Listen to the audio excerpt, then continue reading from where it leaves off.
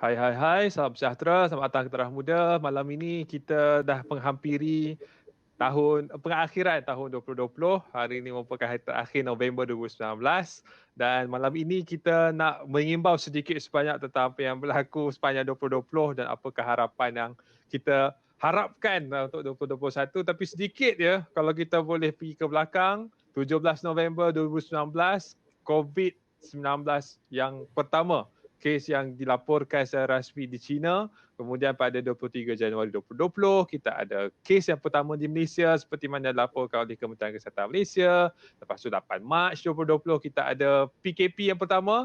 Lepas tu berlarutan sehinggalah ketika ini, sebab itu merupakan Mac 2020 merupakan PKP atau perintah berkurung yang pertama sejak 1948. Nak kata serius tak serius ya, COVID-19 ini berikan kesan kepada kita, juga kepada seluruh dunia, dan bukan sahaja memberikan kesan kepada ekonomi negara tapi juga ya pekerjaan dan pembangunan diri dan sektor ekonomi rumah dan juga peribadi. Kemudian setakat hari ini 30 November 2020, anda boleh lihat dari paparan kes yang berlaku hari ini, yang dilaporkan hari ini, dan apa pun mesej yang saya nak bagi tahu bahawa kita kena kerja sama-sama. Kalau tengok graf tu, ada peningkatan yang sangat tinggi, tetapi kita akan usaha untuk turunkan. Tapi apapun, walaupun dah berakhir 2020 ini, kita kena positif tentang apa yang akan berlaku pada tahun 2021. Walaupun banyak perkara yang tak berapa nak seronok kita dengar ya, soal banyak perkara, tapi tak semua benda yang tak elok. Antara perkara yang best kita dengar tentang Sugu Pavitra, Dalgona Coffee, sejak PKP yang pertama dulu. Lepas tu kita tengok macam-macam konten yang kita tengok di Twitter dan juga TikTok. Dan yang paling besar sekali saya kira, Diva AA kembali ke TV3 setelah 25 tahun. Saya tak tahu itu satu berita yang besar, dan saya kira untuk 2021 ini akan ada banyak berita yang lebih menggemparkan, lebih menggembirakan kita. Dan malam ini kita nak dengar daripada dua orang yang akan mengkongsi perspektif mereka tentang apa yang akan mereka alami sepanjang 2020 ini dan apakah yang mereka harapkan pada 2021. Bersama dengan saya ketika ini merupakan Faris Aziz, pengurus stesen radio KK12 FM Sabah, dan juga Anwar Afiq, merupakan personality TV dan juga freelancer. Selamat datang Terah Muda, dan saya nak mulakan orang Sabah dulu. Kita kena utamakan orang overseas. Jauh. Oh jauh. Macam mana sekarang Faiz, kalau boleh kongsikan keadaan di Sabah ketika ini?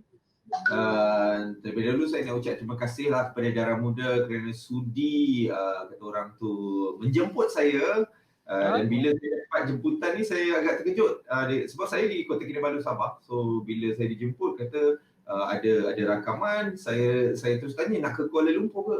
Tak payah, dia kata kita daripada rumah saja, comfort of your home. So ini salah satu norma baru yang kita belajar lah tahun ni kan. So kembali kepada cerita saya di Sabah. Sabah sekarang okey, walaupun kita tengok dia bertukar takhta saja, Selangor dan Sabah daripada cases tu, tapi sebenarnya saya rasa jauh lebih selamat sekarang kalau compare dengan PKP yang pertama bulan Mac setiap hari. Tak tahulah, mungkin juga daripada segi psikologinya bila terlalu lama di rumah, jadi dah macam kata orang tu macam okey lah, yang penting tahu SOP dan sebagainya. So mungkin itu adalah salah satu sebabnya. Dan even kalau anda ke jalan raya dan sebagainya, kereta lagi banyak daripada compare masa zaman PKP March, April, Mei tu. Sedangkan kes sekarang ni lagi tinggi. Betul. Tapi aku tu macam membimbangkan, sebab yalah sekarang ni pun bukan saja Sabah, saya rasa dekat KL pun kurang lebih macam tu, dah berubah takhta je. Orang macam PKP ni macam tak ada apa je, masing-masing macam dah lupa. Pakai mask pakai, tapi cara bergaul, pergi shopping mall, tak ingat dunia. Problem juga itu ya Faris. Tapi itu saya nak buat correction sikit. Saya tak tahu dekat Kuala Lumpur macam mana. Saya ada pergi ke mall juga di Sabah semenjak entah sekarang apa PKPB 2.0 ke apa, dah banyak sangat saya pun tak tahu. Sabah sendiri ada dia punya on terms. Alhamdulillah bila saya pergi ke kawasan-kawasan ni, mereka tahu untuk jaga jarak, one family, dia tak rapat, tak jauh, tak sesak seperti yang kita bayangkan lah. And then juga saya nak highlight, ia mungkin ada sedikit ketakutan dari situ. Tapi at the end of the day, saya rasa kita kena live with it. Kita kena sendiri, kena tahu caranya. Kerana bayangkan, mungkin kita takut COVID. Tapi benda yang lebih menakutkan juga yang saya tengok, baca newspaper, keluar dekat media sosial dan sebagainya adalah your mental health.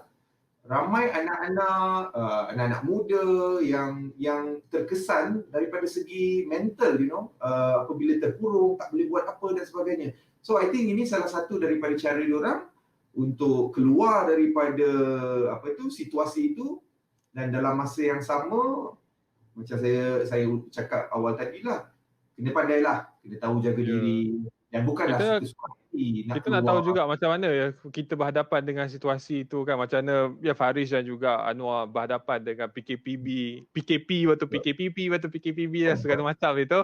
Tapi Anwar, kita di Semenanjung ini kita agak jealous dengan Pahang sebab zero case.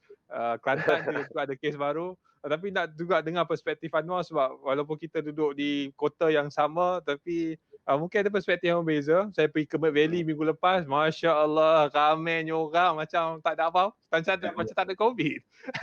So, Anwar boleh kongsikan setakat ni macam mana berhadapan dengan COVID dan juga PKPB? Dan saya setuju dengan Faris juga lah. Sebenarnya ada juga yang kita baru-baru ni bila kita dah dapat tahu kes yang meningkat di Kuala Lumpur, kita pun ada ada beberapa keadaan yang mana orang pun tak ambil endah tentang peraturan ataupun SOP yang disuruhkan. Dan ni salah satunya PKP yang berlaku ni lah macam ni lah. Kalau kita pergi online ke apa ke macam ni lah.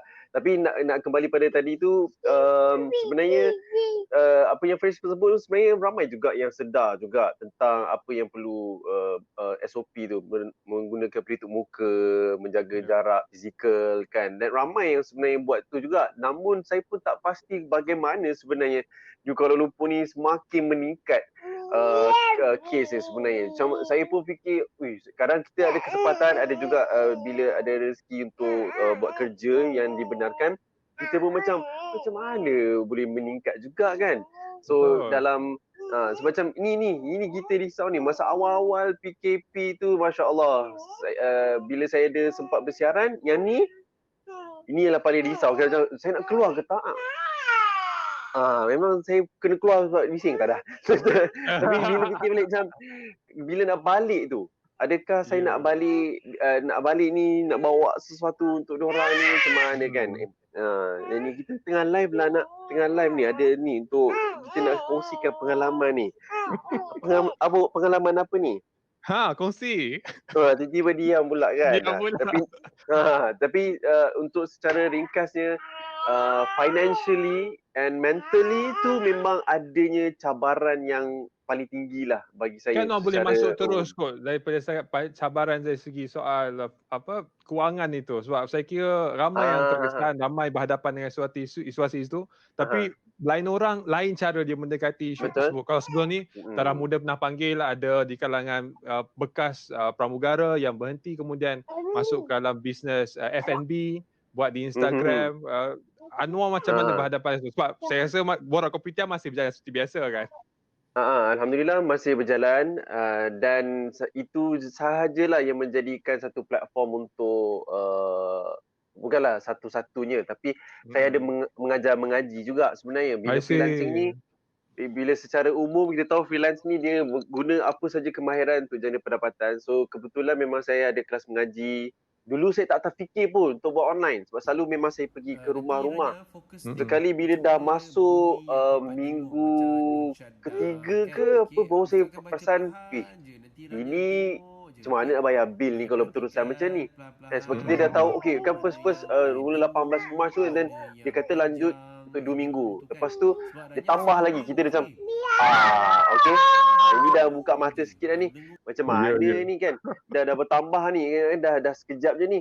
Lepas tu dah bertambah lagi pula, dah lanjut lagi. Sudah, ini memang tanya pandangan orang memang online lah. Yang itulah menjadi satu kesyukuran lah adanya sistem internet kita ni yang boleh berfungsi dan langsung saya buat kelas online mengaji.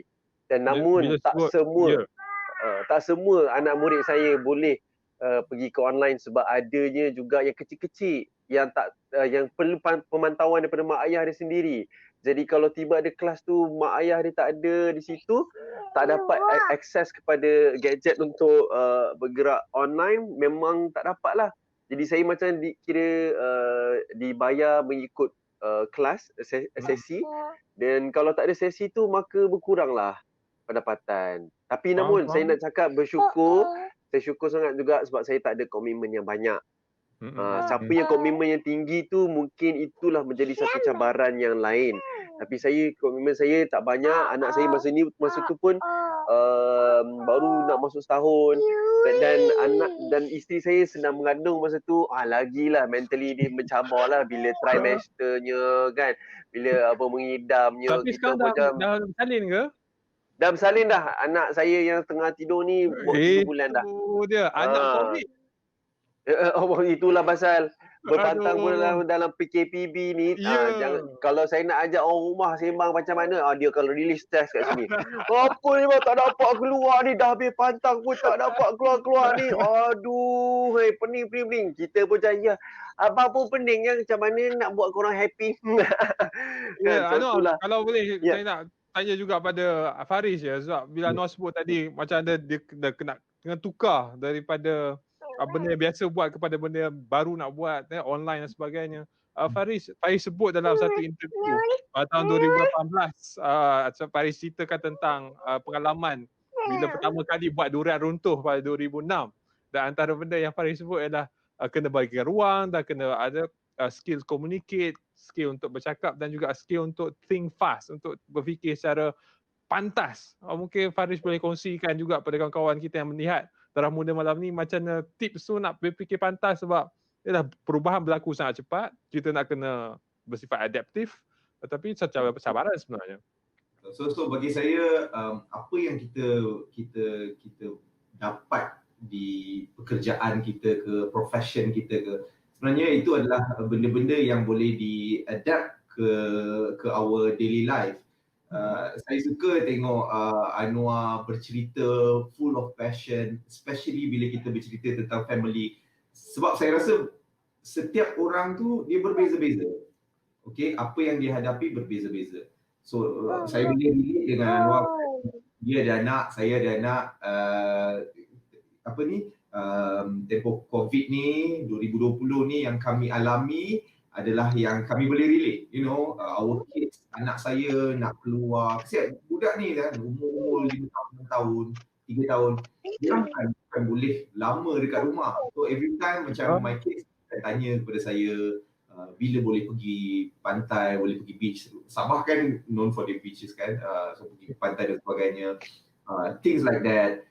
Jadi inilah yang as a parents, bila awak ada pengalaman daripada segi pekerjaan awak ataupun apa yang awak lalui selama ni, you gunakan tu untuk try to atasi masalah ni. So when you mention Irfan tadi pasal kena think fast, kena bagi ruang, kena cepat, peka dan sebagainya. So saya rasa dalam kehidupan saya juga dalam menghadapi COVID ni, itu jugalah saya apply. Okay, bila you think fast tu, okay, macam Anwar cakap tadi, dia ada borak kopitiam. So tapi apa beyond that? So dia improvise diri dia, mengaji online. Ini adalah benda yang you have to think fast. Kalau awak just duduk diam dan perhati, then you won't go far lah in that sense. So dalam saya pun, diri saya sendiri, alhamdulillah saya bekerja di stesen radio KK Talk FM di KK ni, ada gaji tetap dan sebagainya. Kadang-kadang pandai juga message bos, are we doing okay? Maksudnya tu daripada segi finances lah kan. Kita takut, kita ada staff bawah kita. Bos saya sendiri cakap, itu PR tu, untuk tanya kan, supaya kita sendiri dapat kita punya comfort zone. So tanya, bos kata okay, you don't have to worry, just go on macam biasa. So kita pun ada lega di situ. Ya, Faris, kalau boleh saya tanya untuk 2021, macam mana nak berhadapan dengan 2021? 2020 ni kita dah sibuk WhatsApp 2020, kereta terbang dan sebagainya, tapi apa jadi sebab COVID-19 ni? So 2021 ni apa? persiapan Saya rasa dan juga 2020 sebelum tu, saya rasa 2020 ni kalau saya ni orang positif. So bila awak reflect dia sebagai positif, 2020 ni boleh jadi positif. Sebab this is the way a year for you to reflect. Untuk awak duduk fikir balik, betul ke selalu ni arah aku? Patut ke aku stay dekat sini saja? Patut ke aku buat benda lain? Hence kita langkah ke 2021. Semenjak 2-3 bulan lepas saya venture into bisnes. Saya buat bisnes makanan online. Sekarang COD mana-mana orang nak. Awak letaklah di Instagram awak apa pun, hatta dolmat pula aku pakai. Walaupun kuih ke, as simple as makanan yang selalunya awak makan dengan family awak je, awak buat cipta di menu, letak di Instagram, orang pasti nak. Mesti boleh cuba, boleh nak try. So saya venture into food untuk 2021 lah. I mean since 2-3 bulan lepas. So kita ada backup, serta benda lain. Alhamdulillah juga saya bersyukur sangat-sangat dikala pandemik melanda, saya dapat few offers untuk hosting ke Kuala Lumpur. So saya bersyukur lah. Mungkin rezeki sekali. Mungkin orang lain ada cabaran mereka. So I'm looking forward actually for 2021. Not just to live 2020 yang penuh dengan cabaran ini, tapi juga nak tengok 2021 ni macam mana. Okey, apa cabaran lagi yang awak nak bagi? Anwar macam mana Anwar? InsyaAllah kalau you nak intervene, kalau you ada nak bersetuju ke nak reflect, sebab kita positif lah kan, tapi aduh sedih lah pula 2020 ni. Tapi saya sangat setujulah dengan Faris. Sebelum tu saya nak tambah, ini bos saya sendirilah which saya guna pakai. Dia cakap, Faris, 2020 ni kita dah tahu it's gone. Tak ada, awak kena adapt saja. 2021 awak kena soldier on, awak kena langgar aje. InsyaAllah 2022 it will be great, atau hujung 2021. So saya pegang kepada tu. Saya pegang itu. Of course kita kena struggle lah.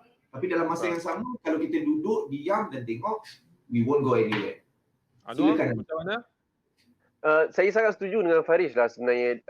Tahun ni yang merupakan pandemik memang membuka mata lah sebenarnya. Dia membuka mata kepada ruang-ruang yang boleh kita lakukan. Tak nafikan banyak perkara yang berlaku dari sudut negatifnya, yang mana kita tahu banyak KRT, banyaknya keganasan rumah tangga berlaku, adanya banyak kes-kes yang adanya mentally ada cabaran daripada sudut mental, spiritual pun ada juga, yang mana kita tahu bahawa sebenarnya inilah yang kita kena renung balik. Bagaimana sikap kita yang sebenar. Saya dapat baca yang bahawa kenapa berlakunya stres ini, saya tiba kongsi sedikit lah bagaimana stres ini, sebab kerana rutin harian tu telah berhenti secara macam mengejut. Boom, mengejut. Oh, tak boleh buat apa dah. Dan dengan itulah mengejutkan juga hormon-hormon badan untuk berubah. Macam, biasa aku bangun pagi, tiba macam tak ada apa-apa dah. Lepas tu kita pun duk kalut kan, macam mana nak buat apa kan. Tengok-tengok, alamak, anak aku ni bukan aku selalu dengar dia menangis setiap hari. 2 kali satu hari aku dengar. Tapi saya freelance, tapi bukan saya, orang lain lah. Sebab saya freelancer, saya biasa dah mendengar tangisan mereka, cerita mereka, macam tak ada. Tapi itu juga satu perkara yang kita nak katakan it's an eye opener, sebab dia mereflect pada sikap kita sebenarnya. Adakah kita ni sebenarnya memang orang aktif ke, ataupun memang kita ni sebenarnya ikut rutin, follow the flow, ataupun hanya orang yang menakut. Ya, alamak, saya tak tahu macam mana pergi bahasa, nanti mesti Tuan Suhaimi marah saya ni. Tapi nak katakan begitulah. Adakah kita ni sebenarnya orang aktif? Adakah sebenarnya kita ni memang orang yang looking forward masa depan? So ini yang reflect pada kalau boleh kita reflect sikit dalam belanjawan 2021. Kalau kita tahu untuk freelancer, untuk anak seni, untuk mereka yang berada industri penyiaran ini, bukan tak satu insentif yang khusus pada kita. Yang ada untuk belia, yang ada untuk mahasiswa, untuk ikut kelas ekonomi masing-masing. Tetapi macam mana kehadapan ini? Sebab Anwar sebut tadi, kita kena very proaktif, kita kena giat, kita kena sentiasa aktif. So macam mana you nak reflect budget tu, apa yang you tengok yang you boleh manfaatkan dan juga boleh kongsi pada kawan-kawan kita. So bila dia orang tengok budget tu, okay, ada opportunity, ada peluang, this is benda yang kita kena manfaatkan. Untuk saya sebenarnya, saya pun mencari-cari jugalah apakah belanjawan yang untuk orang yang macam kita ni bebas kan, yang freelancing, yang melakukan urusan sendiri kan. Saya memang tak jumpa sebenarnya. Saya tak jumpa. Kalau saat ni ada, bolehlah kongsi sebab saya pun tak tahu kat mana saya cari. Apakah peruntukan untuk orang yang seperti saya? Namun tak ada. Kerisauan dia buatkan kita sebenarnya untuk kita maju ke depan lah sebenarnya. Bila kita risau ni, dan kita kena prepare lah. Janganlah kita duk mengadu. Yes, of course, kita memerlukan hak tersebut yang perlu disediakan ataupun di bantuan tu daripada kerajaan kerana mereka yang memiliki kuasa tersebut. Namun, tidaklah segalanya kerana rezeki itu terletak juga pada tangan kita sendiri dan kita usahakan. Dan bukanlah saya katakan sebegini untuk macam tidak mengambil indah kepada apakah yang akan disediakan oleh kerajaan. Tidak. Saya just ini sebagai kata motivasi lah untuk saya untuk terus maju ke depan. Kalau ada bantuan, alhamdulillah, maka itu adalah booster untuk kita meringankan sikit bebanan kita. Jadi kalau saya nak buat sesuatu tu memang banyak menyimpan lah sebenarnya. Tahun ni terus terang saya banyak menyimpan. Kerana bukanlah kita banyak keluar berbelanja, tapi sebenarnya saya dah fokus ini adalah peruntukan bila ada berlaku pandemik. Macam tu. Ini atas hasil nasihat daripada orang rumah saya jugalah. Dia tidak bekerja tapi namun dia memang Menteri Kewangan rumah lah. So dia memang saya cadangkan Anwar. Ya. Dia KDN, Menteri Dalam Negeri tu kalau kat rumah. Anwar, kalau saya cadangkan moratorium dan juga untuk mereka yang buat permohonan M40 yang buat permohonan dapat moratorium, dan satu lagi untuk PKS untuk mereka yang buat usahawan kecil sederhana ni boleh manfaatkan. Kalau itu boleh kita apply, adakah itu banyak bantu? Memang saya dapat memohon, saya dapat yang untuk PKS tu alhamdulillah dapat menerima juga, namun it's like one off saja. Jadi di situlah kebijaksanaan ilmu kewangan tu kena ada. Mana kita nak catul. Saya tidak ada company yang besar sangat. Namun perlu juga kita menguruskan kewangan tersebut. Dan kalau siapa yang ada company yang besar tu, lagi lah saya tak boleh bayangkan bagaimana tahap ilmu diorang kan dan kesabaran mereka. Dan kalau boleh saya tanya pula pada Faris ya, berkenaan menguruskan syarikat besar ni, KK tu macam besar je rupanya. Macam mana Faris kalau Belanjawan 2021 untuk masyarakat di Sabah, belia khususnya? Saya nak twist sikit lah. Daripada dulu lagi bila Belanjawan keluar, saya rasa kebanyakan orang nak tengok apa bantuan yang boleh kerajaan bagi kepada saya. Daripada dulu BRIM, sekarang ke BPN. BPN 6 million bantuan untuk tahun hadapan dengan 8.1 million penerima. So itu memang banyak. Pembayar cukai duitnya adalah daripada pembayar cukai. Dan yang terima bagus.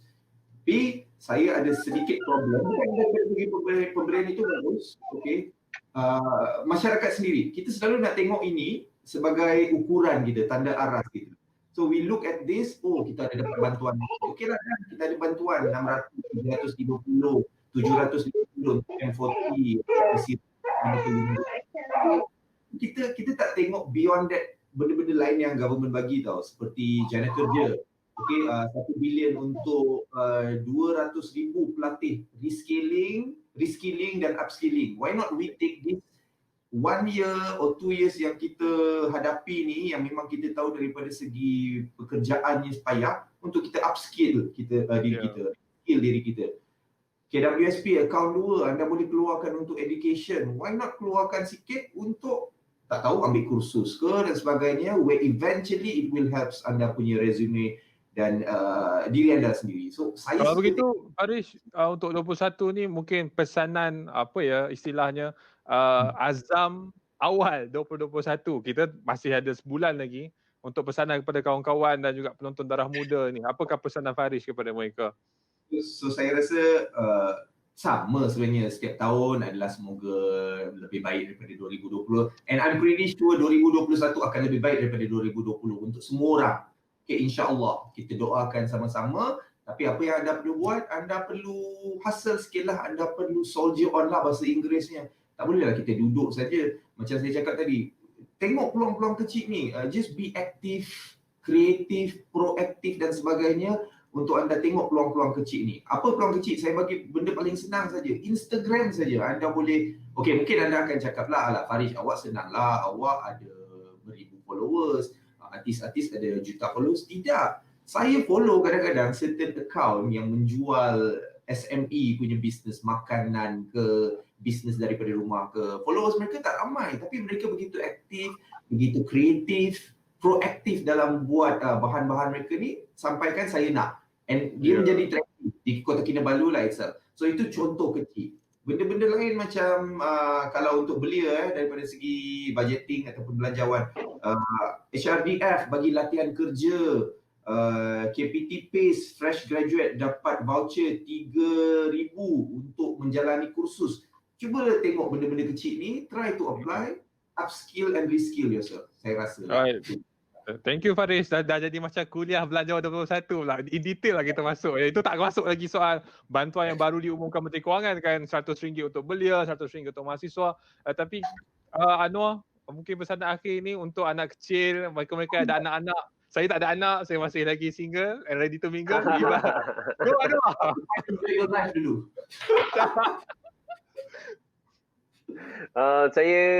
Nasihat saya adalah dalam tahun akan datang ni sebenarnya adalah untuk prep up dengan ilmu lah sebenarnya.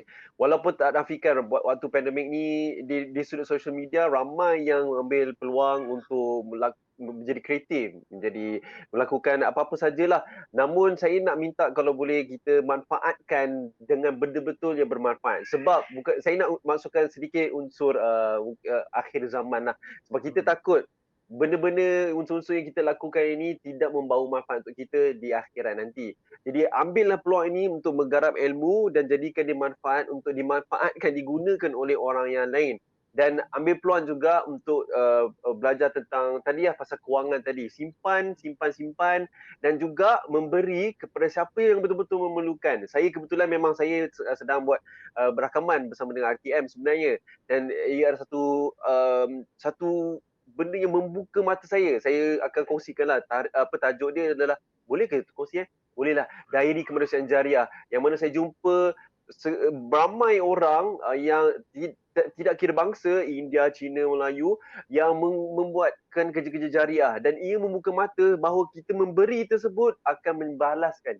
Tuhan akan membalas kepada kita. Dan walaupun kita susah waktu macam pandemik ni, berilah, bantulah orang yang lain. Sebab apa? Kadang-kadang tak duit ke apa bukanlah memberikan kebahagiaan, tapi namun bila kita melakukan satu benda yang mendapat redha Allah, pasti itu yang memberikan kebahagiaan kepada kita. Keberkatan tu datang. Jadi it's not just about something about your company ke, it's not about your name ke, it's not about something, but it's about akhir nanti. How do we end? So kita sebab ini pun kita dah sedia maklum bahawa hadis Nabi SAW ada menyebut tentang banyaknya penyakit-penyakit akan keluar, banyaknya fitnah akan keluar, dan memang fitnah daripada dulu sampai sekarang lah. So kita sekarang ni social media memang banyak kecoh tentang benda-benda fitnah daripada Arab Saudi lah, tentang China lah, Korea lah, Russia, semua. Terima kasih banyak. Ini dia orang bekas jejak Rasul macam ni, banyak pesan tazkirah, tausiah.